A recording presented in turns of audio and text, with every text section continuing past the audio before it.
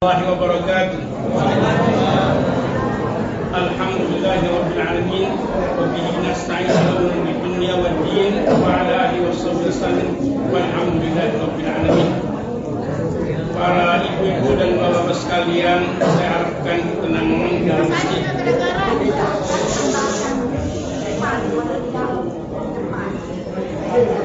Bagi mereka yang masih bertutur kata, hendaklah keluar jauh-jauh dari sini karena mengganggu jamaah yang dalam.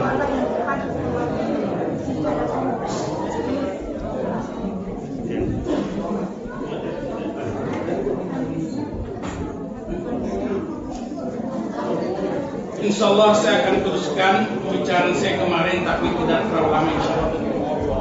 Kita ketahui bahwa setiap hari kita datang kemari, setiap waktu buka sampai datang kita kemari, hendaklah kita ikuti aturan-aturan ataupun etiket-etiket yang seharusnya kita diajarkan oleh Rasulullah SAW. Pada hari yang lalu, saya selalu mengingatkan kepada ibu, saat-saat sebelum berbuka puasa, at least 15 or 30 minutes before we take break, kita hendaklah dianjurkan oleh Rasulullah SAW untuk berdoa. Jadi doa apa saja bisa kita lantunkan dengan dalam bahasa Indonesia.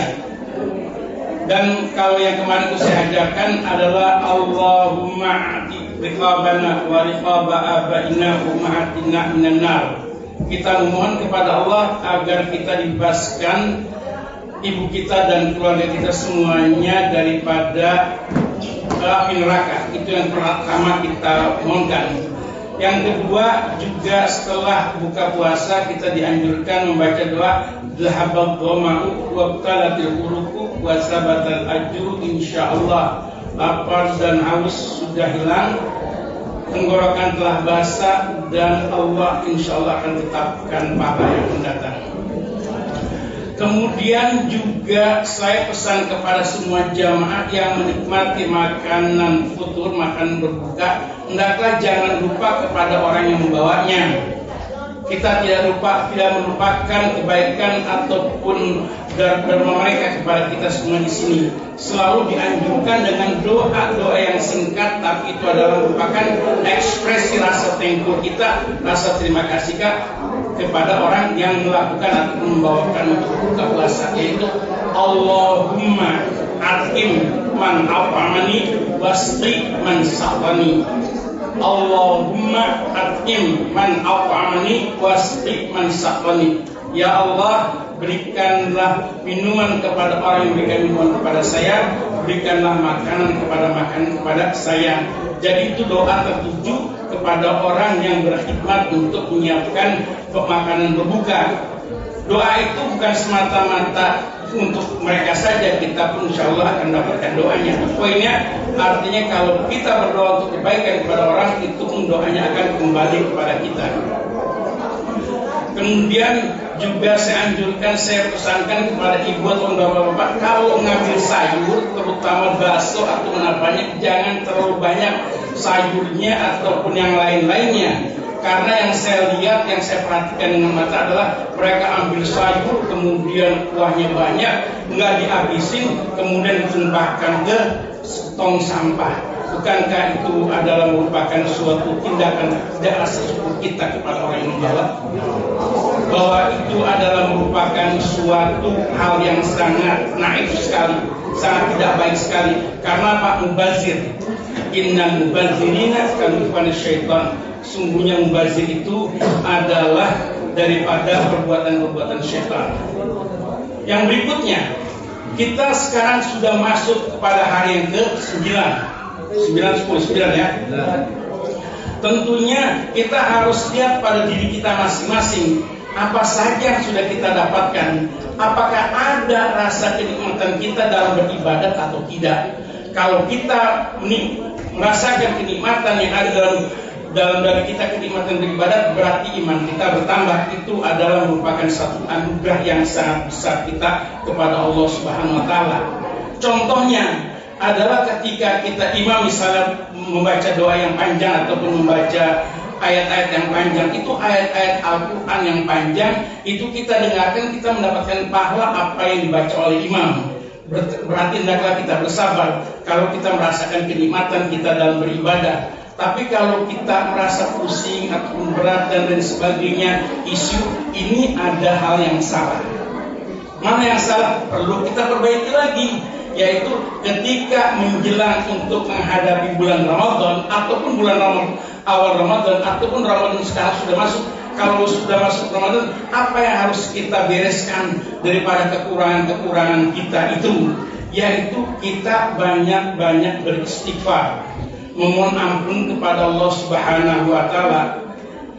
Dan istighfar kita, nilai istighfar kita itu ada tergantung nilai daripada ketaatan kita kepada Allah Subhanahu wa taala. Kalau istighfarnya asbun, itu tidak akan mempengaruhi ketaatan kita kepada Allah Subhanahu wa taala. Tapi kalau istighfarnya itu kita betul-betul rasakan di dalam diri kita, insya Allah ibadat yang akan kita laksanakan itu akan mempengaruhi nilai-nilai ibadah kita, kualitas ibadah kita.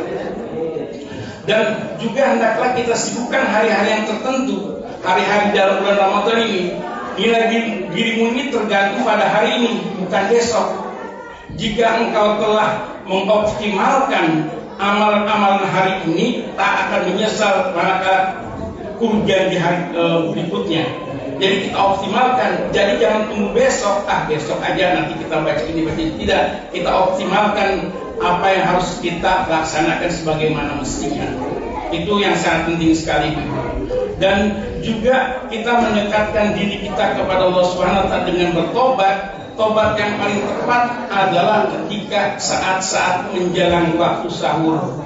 Itu di dalam surat Al-Imran ada disebutkan Allah memuji mereka yang beristighfar ketika menjelang waktu sahur. Jadi waktu sahur bukan hanya sekedar kita nyam-nyam saja, tapi justru kita luangkan waktu kita beristighfar, astagfirullah, astagfirullah, astagfirullah, ataupun kita berdoa apa yang diajarkan oleh Al-Quran Karim. Apa itu doanya yang diajarkan oleh Al-Quran Karim? Doa yang dibaca oleh Nabi Yunus alaihissalam.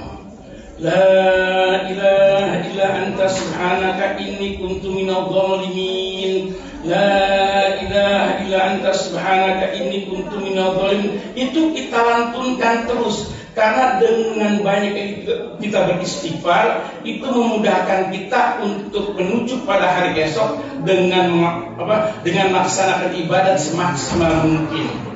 Jadi kalau kita ini di bulan Ramadan hanya sekedar kita tidak mengoptimalkan yang apa harus kita lakukan, itu adalah sangat rugi sekali. Jadi itu adalah sangat penting sekali, di mana hendaklah kita mengoptimalkan di bulan Ramadan itu, yaitu banyak-banyak beristighfar, kita juga banyak-banyak memohon ampunan kepada Allah Subhanahu wa taala. Lain halnya, ada satu kaidah umum yang dikatakan sering-sering berjumpa, sering-sering melakukan sesuatu itu akan menghasilkan nilai-nilai sensitivitas kita itu berkurang. Salah satu poin misalnya begini, kita biasa makan di suatu restoran. Ketika ada orang liwat di depan kita merasa kasihan. Ini kita kasih bagian makan. Besoknya kita makan di situ juga, nanti yang lain juga datang. Besoknya adalah hari ketiga, hari keempat. Karena kita sering melihat hal yang seperti ini, kita akhirnya jadi bosan. Hal seperti ini kalau itu ada dalam diri kita menghadapi bulan suci Ramadan, yang mana tiap hari tarawih, tiap hari baca Quran, tiap hari berzikir dan itu mengurangi daripada aktivitas atau mengurangi daripada ekspresi rasa kepekaan kita dalam beribadah. Ini adalah sangat rugi sekali. Jadi jangan hal itu terjadi pada diri kita. Hendaklah kita mengoptimalkan ibadat sesuai dengan kemampuan ataupun sesuai dengan apa yang kita bisa. Itu perlu sekali. Dan juga jangan sampai ada di antara kita yang saling satu dengan yang lain berbicara dan tidak baik ataupun bergunjing, itu pun merusak ataupun daripada amal sholat kita, amal ibadah kita. Dan juga kita banyak berzikir, banyak bertobat ataupun kita banyak berbuat baik kepada orang. jangan ada dalam diri kita adalah salah satu kesombongan. Ya, saya ini orang yang baik penyumbang, ataupun saya ini adalah orang yang beda daripada yang lain. Kalau hal itu terjadi, walaupun itu hanya sekecil saja dalam diri kita, Rasul Shallallahu Alaihi Wasallam telah bersabda, "Man la yadkhulul jannah, tidak akan masuk surga. La yadkhulul jannah man kana fi qalbi khardun min man kana fi qalbi khardun min maksudnya tidak akan masuk surga orang yang ada di dalam hatinya itu kibar. Kibar adalah kesombongan. Kalau kita ada merasa kesombongan sedikit saja, itu orang tersebut dia tidak akan mendapatkan surga Allah. Jadi hendaklah kita senantiasa membersihkan diri kita, apa yang kita lakukan dalam kehidupan kita sehari-hari. Jadi kalau kita melaksanakan sesuatu hendaklah karena Allah, bukan karena kita banyak duit atau lain sebagainya. Bersihkan diri kita dari hal yang seperti itu. Juga kita berdoa kepada Allah Subhanahu wa taala dengan doa-doa yang singkat. Allahumma poinnya adalah seperti apa yang tadi imam kita Onas yang telah mengatakan, hendaklah kita sincerity, berbuat kebaikan dengan ikhlas. Hendaklah kita senantiasa kita berbuat kebaikan itu hanya untuk karena Allah Subhanahu wa taala. Yaitu yang tadi saya sebutkan, Allahumma ba'idni minasyirk wan nifaq wa riya. Allahumma ba'idni minasyirk wan nifaq wa riya. Ya Allah, jauhkanlah saya dari perbuatan-perbuatan syirik, wa riya, dari perbuatan-perbuatan berbuat kebaikan tapi ingin dipuji pada orang lain, wan nifaq, ataupun perbuatan-perbuatan yang artinya kemunafikan, artinya hal yang tidak baik. Itu kita berlindung daripada hal yang seperti itu, karena hati kita ini selalu berbolak-balik. Saya ulang lagi, hati kita ini selalu berbolak-balik. Dalam bahasa Arab namanya qalbun. Qalaba yuqallibu qalbun. Hati kita selalu berbolak-balik. Siapa yang membalikkan hati kita? Adalah Allah Subhanahu wa ta'ala. Bagaimana agar hati kita itu tetap baik terus menerus? Artinya tetap hati kita itu bersih. Kita berdoa apa yang diajarkan oleh Rasulullah SAW. Itu pun kita bisa doa waktu kita sujud. Apa doanya? Ya muqallibal qulub, sabbit qalbi ala dinik. Ya musarrifal qulub, sarrif qalbi ala ta'atik. Ya muqallibal qulub, sabbit qalbi ala dinik. Ya musarrifal qulub, sarrif qalbi ala ta'atik. Jadi itu ya artinya, wahai yang membolak-balikan hati. Yang membolak-balikan hati adalah apa? Yang punya, yang pencipta, yaitu Allah Subhanahu wa taala. Jadi kita mohon kepada Allah agar hati kita itu tetap istiqomah, agar hati kita tetap istiqomah dalam kebaikan. Karena untuk mempertahankan istiqomah dalam ketaatan kepada Allah itu bukan mudah. Seperti apa yang tadi saya katakan, untuk seperti rajin kita datang untuk sholat tarawih itu pun susah juga kadang-kadang alasan ini dan alasan itu. Kenapa? Karena dari sebelumnya kita belum ada persiapan yang yang bagus. Jadi kita terpengaruhi. Makanya dalam Al-Qur'anul Karim yang disebutkan fastaqim kama umirta. Hendaklah kamu senantiasa konsisten dengan apa yang diperintahkan oleh Al-Quran Karim. Itu sangat berat sekali.